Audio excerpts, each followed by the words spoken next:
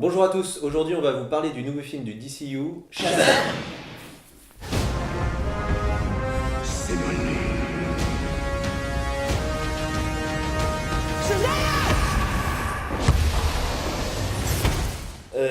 Il y avait une raison pour laquelle moi j'attendais un petit peu le film, c'était le choix du réalisateur, vu que c'est David F. Sandberg qui l'a réalisé. David F. Sandberg, il s'était fait remarquer avec un court-métrage qui s'appelait Lights Out, qui était assez flippant, et c'est lui qui en avait réalisé l'adaptation pour le compte de la Warner en long-métrage, dans le noir en français, en tout cas Lights Out, qui était franchement pas mal. Le scénario était tout pété, mais c'était assez bien mis en scène. Il y avait beaucoup de belles idées de composition et de jeu sur la lumière, sur la profondeur de champ.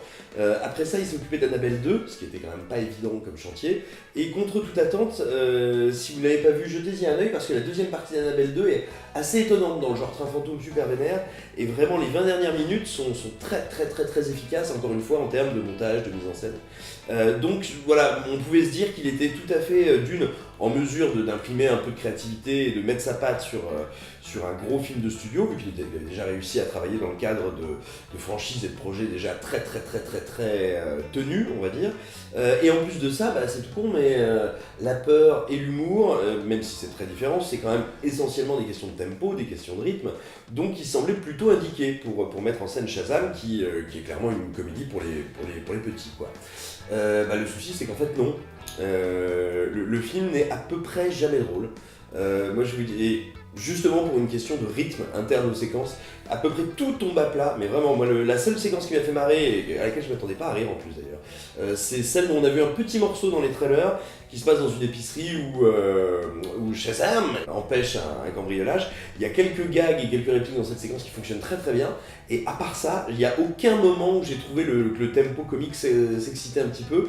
Donc toutes les vannes tombent à plat, tout ce qui est comique de situation, soit vous l'avez déjà vu 200 fois, soit c'est mou de chez mou. Visuellement, c'est un cauchemar, c'est-à-dire que littéralement, c'est un film qui n'a aucun goût. Mais aucun goût.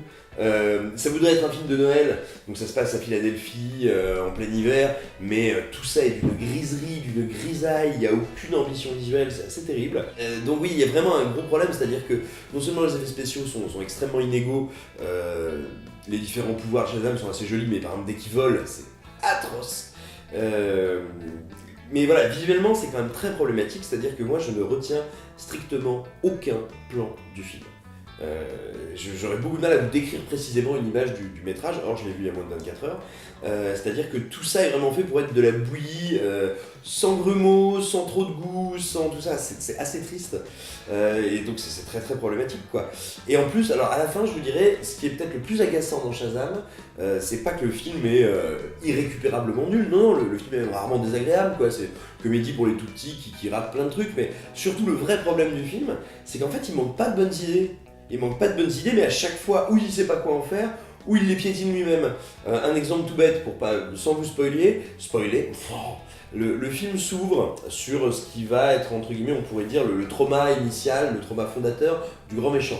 C'est une scène qui est assez forte, assez dure, et effectivement, ce qui arrive au personnage, tu fais, ah ouais, quand même, ah ouais, bien dans la gueule, quoi. Et 10 minutes plus tard dans le film, on nous montre que non, en fait, on n'avait pas bien compris, il lui est pas vraiment arrivé ça, et en fait, il lui est rien arrivé de grave. Et voilà, c'est toujours comme ça. Il y a des trucs plutôt cool.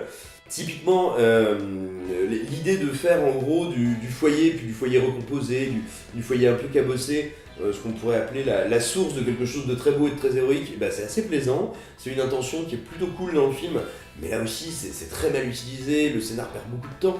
Et c'est pareil, le trauma initial du personnage principal, de Billy, est tellement mal expliqué. Moi, pendant tout le film, je me suis demandé si j'avais compris la scène. C'est-à-dire que en gros, c'est une scène de séparation avec sa mère, et qui est à la fois très claire et en même temps complètement floue, dont les enjeux sont très bizarres. Et voilà, et résultat, le film, en ajoutant comme ça toutes ces idées, ou avortées, ou reniées, ou à moitié faites, le film fait quand même 2h12, c'est extrêmement long pour une comédie poète-poète. Et 2h12, concrètement, il se passe pas grand chose, quoi. Mais écoutez, voilà, Shazam, c'est un nouveau film du DCEU qui est quand même assez problématique dans sa fabrication et dans sa conception. On espère que vous aurez apprécié cette vidéo, n'hésitez pas à la partager, à la commenter, à nous dire ce que vous en avez pensé, et aussi à nous dire ce que vous pensez du film, qu'on puisse échanger avec vous et en discuter. À bientôt. Dude, did you see that? Yeah, you electrocuted a bus and almost killed these people. And then I caught it! You leave tall buildings in a single bound. I'm sorry! I'm so sorry! Stop! Shazam.